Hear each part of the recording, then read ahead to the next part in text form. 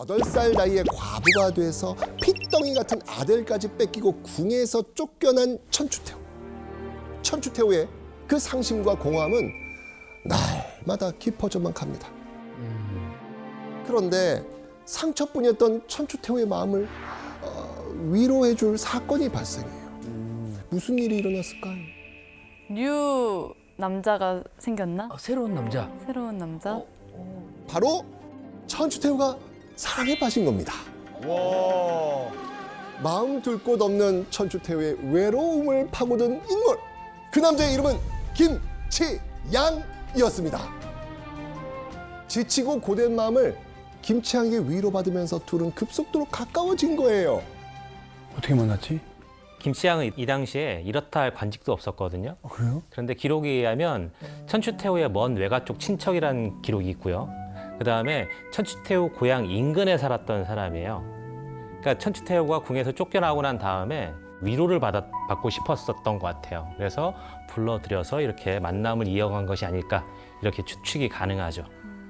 그럼에도 불구하고 여러분들 궁에서 쫓겨나서 또 왕후가 이렇게 아무나 만나면 되겠습니까? 맞네. 왕의 딸과 손녀는 왕실의 남자, 그러니까 왕씨성을 가진 남자와만 결혼할 수 있었습니다.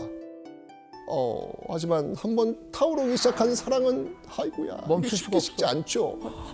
그게 안 되죠. 안 되죠. 예. 주변을 속여가며 위험한 사랑을 이야기하던 천추태후. 그런데 둘의 행복은 오래가지 않습니다. 김치양이 스님 행세를 하며 천추태후의 거처에 들락날락한다는 소문이 천추태후의 오빠 누구? 성종. 맞습니다. 성종의 귀에까지 들어간 거예요. 성종은 수치스러운 이 왕실 스캔들에 크게 분노했고요. 김치양의 볼기짝이 터지도록 이 곤장을 때리군요. 유배까지 보내버립니다. 자, 그렇게 금지된 사랑이 끝나고 천추태후는 다시 한번 좌절을 맛봐야 했습니다. 이제는 연인과도 생이별한 상황이에요. 뭐만 하면 다 생리별이네요. 진짜로. 천추태후는 참담한 심정에 이를 갈며 피눈물을 흘렸을 겁니다. 그리고 더 이상 아무것도 뺏기지 않겠어 다짐하지 않았을까요? 아이고. 그런데 990년 12월 모든 것을 잃고 좌절 중이던 천추태후에게 한 줄기 빛과도 같은 소식이 전해집니다. 바로 천추태후의 아들 왕송이 나의 뒤를 이을 왕위 계승자다. 오빠 성종이 후계자를 선언을 했다는 겁니다. 세자 책봉이 된 거군요. 왜냐하면 즉위 9년이 되도록 성종에게 후사가 없었거든요. 자, 그리고 7년 뒤인 997년 천추태후의 오빠 성종이 38살 나이로 병사하면서 마침내 누가 왕위에 오른다? 왕손. 그렇죠. 18살 나이로 고려 제7대 왕 목종이 되는 순간이었습니다. 그럼 이제 궁 들어갈 수 있겠다. 그렇지. 자, 이 아들 목종이 즉위하면서 천추태후는 궁궐에서 쫓겨난 지 무려 16년 만에 다시 궁궐로 돌아올 수 있었습니다. 16년이란 세월은 모자에게 너무도 멀고도 긴 이별과 같았을 겁니다. 효심이 지극했던 목종은요, 너무나 기쁜 마음에 궁으로 돌아온 어머니를 위해 아주 특별한 선물을 바치죠. 바로 천추전, 천년의 가을이라는 뜻으로 어머니가 오래오래 자신의 곁에 머물기를 바라며 선물한 겁니다. 천추전은 단순한 거처가 아니고요, 천추태후의 그 위상과 입지를 보여주는 중요한 상징이라고 볼 수 있겠죠. 그리고 이때부터 천추전에 사는 태후라고 해서 천추태후로 불리게 된 겁니다. 이름이 아름답네요. 그러니까요. 낭만 있다. 그렇죠. 그런데 그리운 아들과 재회한 기쁨도 잠시 천추태후는 아주 충격적인 선언을 합니다. 자, 이 상황을 각색해 봤는데요. 자, 어디 한번 우리 동현 씨와 혁수 씨가 연기 톤으로 한번 해주시죠. 좋아요. 네. 제가 천추태우군요. 아, 제가 목종입니다. 궁금하다. 아들, 이 어미가 아주 중대한 발표를 할 테니 잘 들어. 예, 무엇이옵니까, 어머니? 오늘부터 내가 너를 대신해서 정치를 하겠다. 예? 예? 어머니, 저도 18살입니다. 왜야? 예, 어머니 뜻대로 하십시오. 여기도 메이야가 나오네요. 천추태후가 아들 목종을 대신해 자신이 정치를 하겠다는 이른바 삽정을 선포한 겁니다.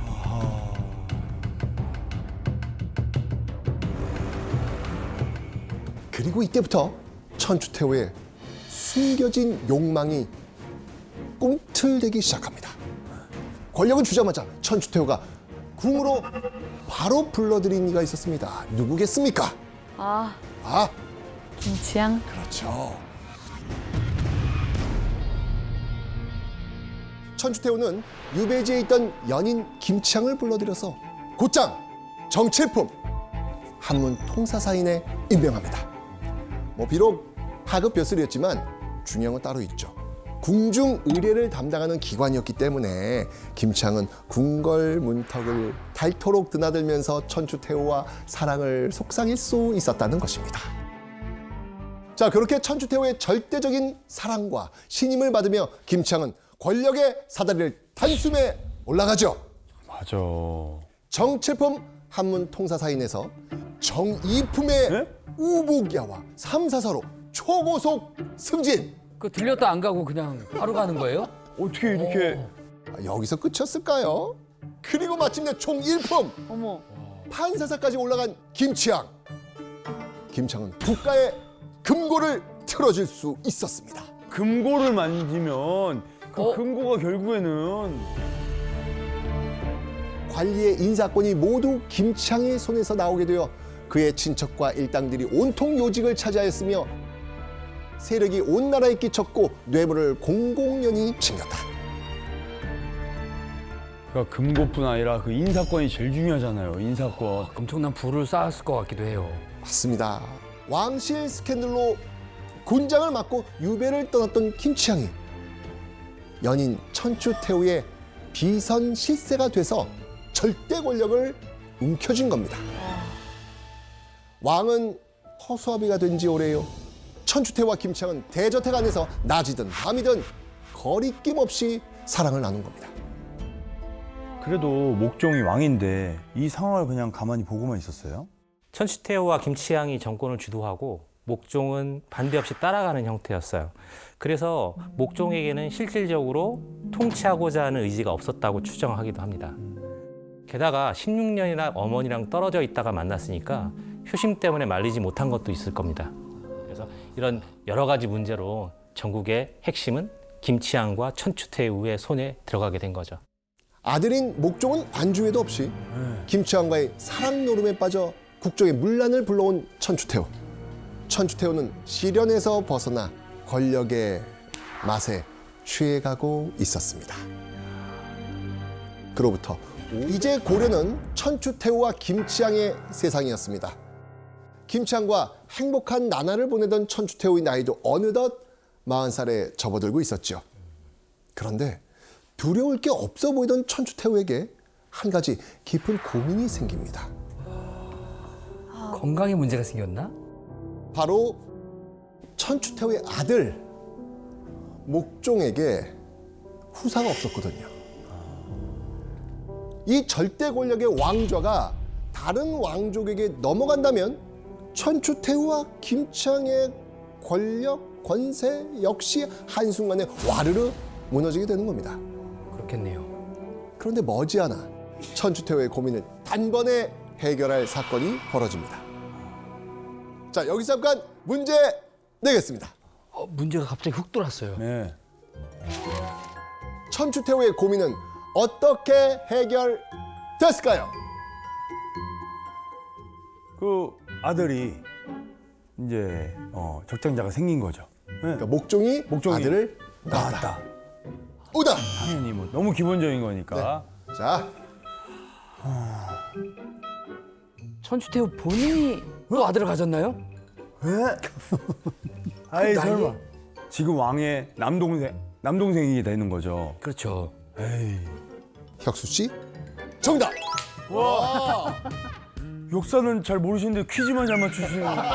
퀴즈만 잘 맞춰요. 눈치가 빨라서 확 채갑니다. 수가 1003년 무려 40살 나이에 천추태후는 자신이 사랑하던 누구? 김치향. 김치향 김치향과- 사이에서 아들을 낳은 거예요. 이 천추태의 마음 깊은 곳에선 뜨거운 욕망이 끓어오르기 시작했습니다. 이 아이가 목종의 후사를 이을 수 있지 않을까? 그 아들이 왕이 된다면 김치향도 왕의 아빠가 되는 거니까 뭐 여러모로 너무 막 상상을 했을 것 같아요. 좋은 상상을. 자, 그런데 김치향과 낳은 아들 성 어떻게 하시겠어요? 이제 그런 문제가 발생했구나. 어떻게 되는 거예요? 혼의 문제. 근데 교수님 천추태후랑 김치향 사이에서 태어난 아들이 왕위로 계승할 수 있다는 게 이게 가능한 일인가요? 사실 천추태후가 태조 왕건의 손녀잖아요. 네. 그러니까 천추태후 입장에서는 내 피만 이어도 왕위 계승에 정당성이 있다 이렇게 생각했을 수도 있어요. 그런데 당시는 남성 중심의 사회였기 때문에 만약에 김치향의 아들을 왕위에 올리겠다고 생각을 했다면 왕씨로 성을 약간 조작을 한다든가 아니면 김치향의 아들인 것을 숨겼을 가능성이 높죠. 어쨌든 간에 이거는 왕실 체계를 뒤흔드는 아주 큰 문제였습니다, 사실. 너는 용의 핏줄이다. 태조 대왕님의 후손이다. 그러니 왕씨가 되어야 하느니라. 예, 어머니. 고려 왕씨의 피를 바꾸려는 은밀한 마음을 푸는 천추태후. 하지만 그 과정에는 커다란 걸림돌이 하나 있었습니다.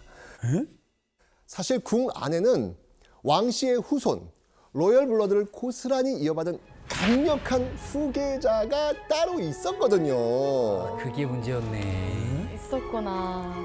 다름 아닌 천추태후의 친조카 대량 원군 왕순이라는 인물이 있었습니다. 자, 여러분들 천추태후와 함께 경종에게 시집 갔던 천추태후의 여동생 헌정왕후 기억하시나요? 네네. 대량 원군 왕순이 바로 동생 헌정왕후 낳은 아들이었어요. 그럼 정통성에서는 밀어붙일 수도 있겠군요. 왕씨니까. 목종에게 아들이 없는 이때 대량 원군 왕순은요 누구보다 강력한 왕이 계승권자가 되는 겁니다. 자, 이런 상황에서 천추태후는 피도 눈물도 없는 냉혹한 결단을 내립니다. 설마. 바로 어린 조카의 머리를 밀어버리고 궁 밖에 절로 출가시켜버려요. 자, 그런데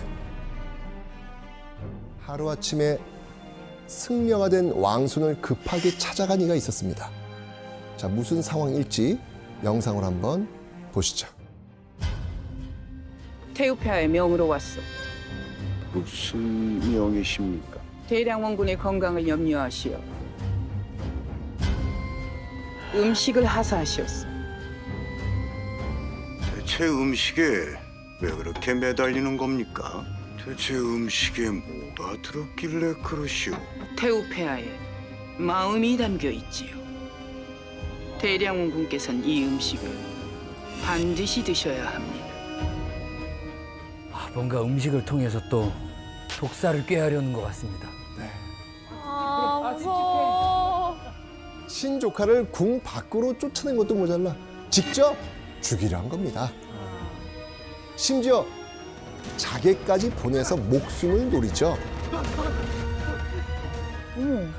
근데 진짜 그런 위치가 그 권력과 이 탐욕 때문에 와 그냥 이렇게 아무렇지 않게 사람을 죽인다는 게 무섭네요. 그쵸. 자, 이렇게 천추태후가 대량 원군 왕순의 목숨을 끊임없이 위협하는 사이 김치향은 더 큰 계획을 꾸미고 있었죠. 대체 무슨 일이었을까요? 김치향이 외람되게 분수에 넘치는 바람으로 왕위를 넘보고서 사람을 시켜 물건을 보내며 신복들을 널리 심어놓고 있는데 김치향은 자기 아들을 왕위에 앉히기 위해 반란을 꾸미고 있었던 겁니다. 선생님, 그럼 김치향이 이렇게 반란을 꾸미는 동안 목종은 뭐 하고 있었던 거죠? 사실 목종은 이때 병환이 깊어가지고 정사를 제대로 돌볼 수가 없었습니다. 아유. 그래서 목종의 후사 문제가 지금 왕실의 화두로 떠올랐던 거예요. 그런데 과연 목종은 정말 뭐 이거 아무것도 모르고 있었을까요? 사실 목종은 밀지를 통해 김치향의 반란을 눈치채고 있었습니다. 자, 모든 걸 알아챈 목종이 선택한 비장의 한 수. 뭘까? 바로 천추태후가 그토록 없애려 했던 대량 원군 왕순에게 왕위를 넘기기로 결단한 겁니다. 다음 황제가 될 사람은 대량 원군이옵니다. 결단하지 말고 바로 해야죠, 지금. 결단이 중요한 게 아니라 빨리 실행에 지금 옮겨야 돼. 결단이 아니고 했습니다가 돼야죠. 그래서 목종은 혹시라도 생길 위급한 상황에 대비해서 평소 신뢰하던 충신을 급하게 불러들입니다. 바로 고려 국경을 지키던 서북면 도순검사 강조였습니다. 충신인 강조가 자신의 곁을 지켜준다면 김치향의 반란을 막아줄 든든한 방패가 되어줄 거라고 믿었던 것이죠. 그런데 이 정세가 이게 순식간에 뒤바뀌면서 목종은 전혀 예기치 못한 상황으로 빠져듭니다. 무슨 일이었을까? 1009년 2월 3일 목종의 부름을 받아 무려 5천여 명의 군사를 이끌고 온 강조가 목종을 패배시킨 거예요. 예? 그리고는 천추태후의 조카 대량 원군 왕순을 바로 왕위에 올려버린 겁니다. 누구요? 강조가요? 강조가. 이 사건으로 즉위한 고려 왕의 이름은 고려 제8대 왕 현종입니다. 김도영 교수님, 강조는 왜 목종을 배신하고 왕순을 왜 왕으로 바로 올린 거예요? 사실 강조는 이때 목종이 이미 사망했다고 오해를 하고 있었어요. 그래서 김치향을 제거하고 국정을 다시 제자리로 돌리기 위해서 군사를 일으켰는데 오다 보니까는 목종이 아직 살아있다는 걸 알게 된 거예요. 그렇지만 이미 군사를 일으켜서 역모를 몰릴 수도 있다라는 생각을 하게 된 거죠. 그래서 그대로 군사를 이끌고 가서 목종을 폐위하고 현종을 옹립하게 되는 거죠. 이게 바로 고려 거란 전쟁의 발단이 된 강조의 변, 강조의 난입니다. 강조는 천추태후의 연인 김치향은 물론이고요. 7살 된 아들을 찾아서 단칼에 베어버립니다. 지나친 욕망이 화를 불러 사랑하는 남자와 아이마저 잃은 고려의 천추태후. 천추태후는 결국 파위된 목종과 함께 유배길에 올라야 했습니다. 그러다 강조가 보낸 병사에 의해서 목종마저 목숨을 잃게 되죠. 연인 김치향과 그와 낳은 아들 그리고 목종까지 천추태후는 사랑하는 사람들을 모두 잃게 됩니다. 그리고 죽은 그녀의 이름 옆엔 고려 거란 전쟁의 불씨를 만든 악녀라는 불명예가 따라붙게 되죠.